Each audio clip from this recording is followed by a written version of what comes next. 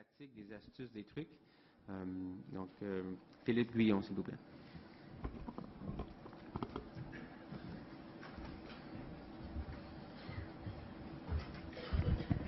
Mesdames, Messieurs, mes chers amis, chers collègues, Monsieur le Chairman, bonjour.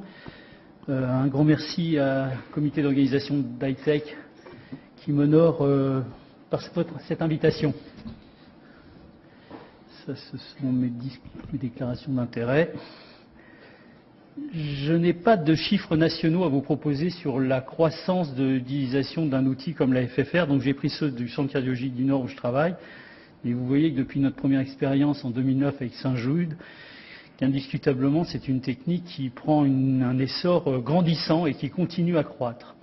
C'est passé d'une investigation un petit peu particulière de la maladie coronarienne à quelque chose qui nous est rendu maintenant indispensable. Vous comprenez bien qu'une croissance de ce type ne peut qu'intéresser de nombreuses personnes et institutions. Je vais commencer par essayer d'évoquer avec vous les différents outils qu'on utilise et ceux qui peuvent éventuellement présenter des nouveautés. Puis je vais commencer par tout seigneur, tout honneur, par Saint-Jude. C'est déjà la 9e génération de guides que propose Saint-Jude. Et normalement, très rapidement cette année, un nouveau guide va sortir qui devrait améliorer encore l'utilisation et le caractère pratique de réalisation de FFR. Saint-Jude a un grand mérite, c'est celui d'intégrer complètement cette technologie dans les salles de cathétérisme, et ceci quel que soit leur niveau de finition, avec différentes solutions qui sont abordables. Le but étant à chaque fois de respecter l'intégration et le respect des salles de cathétérisme de tout à chacun, mais également une traçabilité avec un format d'ICOM qu'on retrouve du début jusqu'à la fin et qui permet d'être implanté dans les PACS qui sont à votre disposition. Elle innove aussi en utilisant des critères qui sont un tout petit peu plus complexes et qui sont l'IMR. Vous connaissez comme moi les travaux de Gibson depuis 2000 qui démontrent que la microcirculation a un impact aussi important que les vaisseaux, la circulation épicardique, et c'est un facteur indépendant de mortalité, en particulier après un infarctus du myocarde. Le blush, puisqu'il s'agit de ça, c'est assez compliqué à standardiser et à mesurer.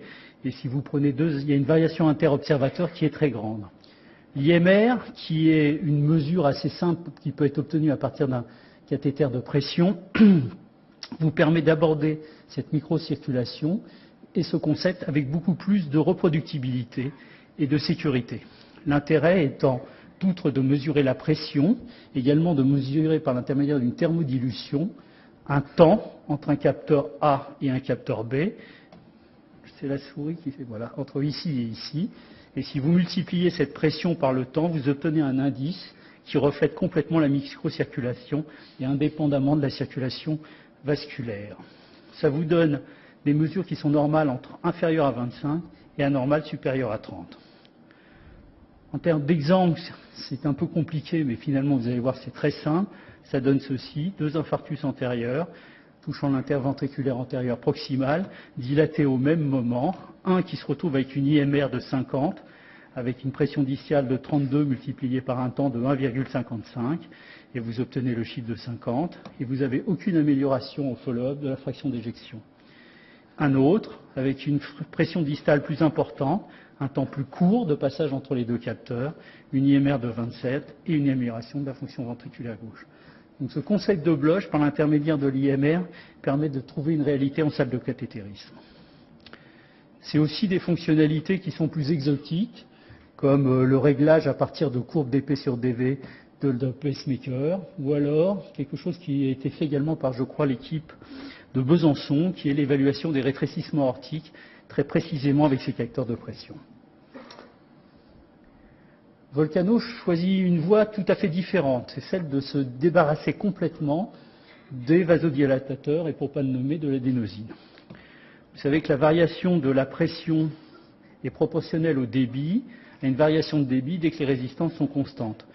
Malheureusement, elles ne sont pas toujours constantes. Il faut au moins 2 hypothèses, celle d'avoir un flux laminaire et celle aussi d'avoir une vasodilatation maximale pour limiter ces variations de résistance. À ce titre-là, si les résistances sont constantes, lorsque vous variez votre débit, vous variez votre pression. On va s'intéresser à une phase tout à fait particulière du cycle cardiaque qui est la relaxation.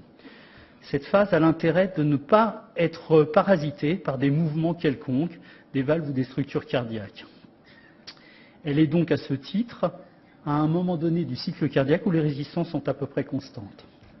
On retrouve alors trois intérêts à ce Instant Wave Free Ratio, IFR, qui est de limiter les effets parasites liés au mouvement du cœur, d'avoir des résistances à peu près constantes, et également des vélocités élevées, puisque vous vous retrouvez en diastole, c'est-à-dire au moment où le remplissage coronaire est quasiment le plus élevé. Et donc vous allez accentuer les différences que vous notez de part et d'autre que d'une lésion.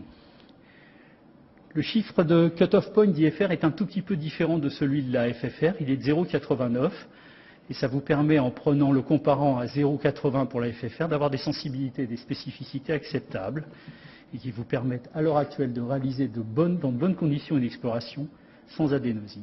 C'est peut-être assez important dans les nouveaux malades qu'on a à prendre en charge, parce que si la FFR prend une croissance, les malades changent un petit peu, notre démographie change.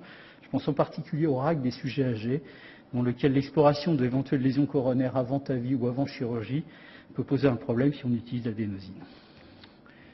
Alors il y a une vraie volonté de la part de Volcano d'avoir une vraie evidence-based médecine sur ce sujet. Il y a déjà plus de 4000 patients qui ont été inclus au travers de diverses études et registres, et il y en a plus de 10 500 qui sont en cours d'évaluation.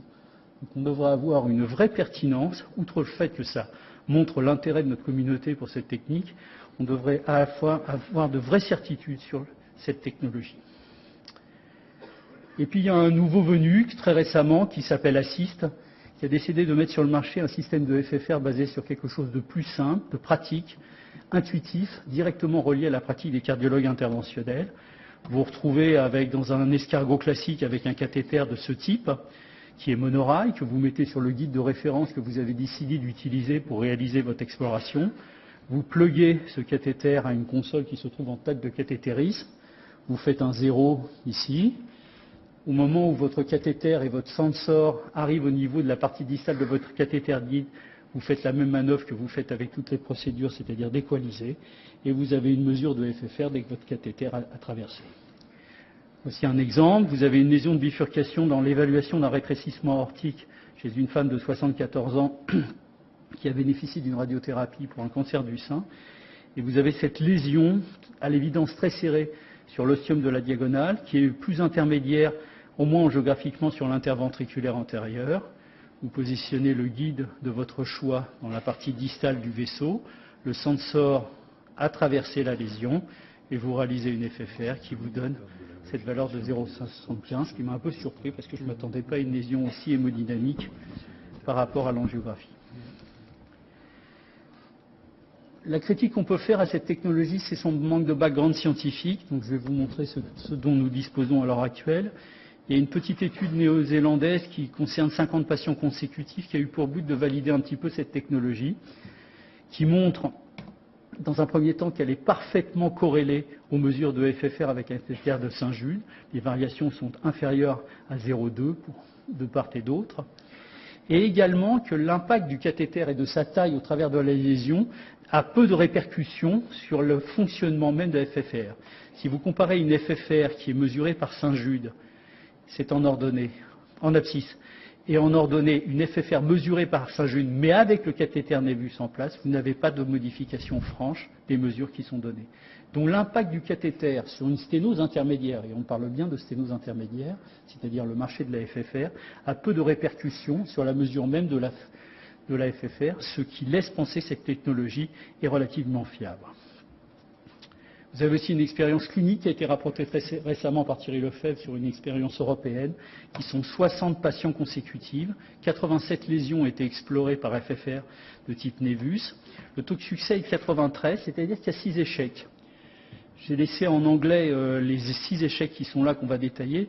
Je vous demande d'être attentif un tout petit peu à cette population qui ressemble beaucoup plus à celle d'une population d'angioplastie conventionnelle qu'une population de FFR. Je veux dire par là, c'est que vous retrouvez à peu près la même chose que ce que l'on fait au quotidien en angioplastie, excepté peut-être le diamètre de sténose, mais vous voyez que le range est très élevé puisque ça va à 95. Tout ça pour dire que les gens ont essayé de tester cette technologie et l'ont peut-être amenée à un endroit où elle n'est pas franchement sa place. C'est-à-dire le but n'était pas forcément de faire de la FFR, mais plutôt de tester la crossabilité du système. Il n'en demeure pas moins qu'il y a des échecs, et ces échecs sont la plupart du temps reliés à la calcification, à la longueur des segments qui sont calcifiés, où les frictions du cathéter sont importantes, ou alors à l'existence de side branches qui sont obstruées par un stent et le cathéter n'arrive pas à passer cet obstacle. J'ai laissé aussi les conclusions comme ceci pour respecter l'auteur, à savoir dire que c'était des lésions relativement complexes et que c'était faisable, mais que ça simplifiait considérablement la technique. Et puis vous avez pour l'année 2015 qui devra apparaître, puisqu'un joint venture a été signé cet été entre Boston Scientific et Asahi, un guide qui sera commercialisé par Boston Scientific.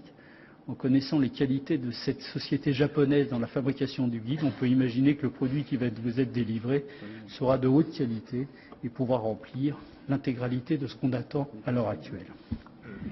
Je me permettrai de remercier l'intégralité des gens des différentes compagnies qui ont participé à cette petite lecture pour faire le point et pour essayer d'éviter d'oublier quoi que ce soit. Je me permettrai de conclure de cette façon en disant que la FFR s'impose à chacun comme un standard d'évaluation de la maladie coronaire. C'est un outil absolument indispensable en salle de cathétérisme. Je ne vois pas comment on peut s'en dépasser en 2015. J'ai dépassé visiblement. Il n'y a pas une FFR mais des FFR et chacun a des qualités qu'il sera à même de juger pour choisir celle qu'il veut utiliser. Merci pour votre attention.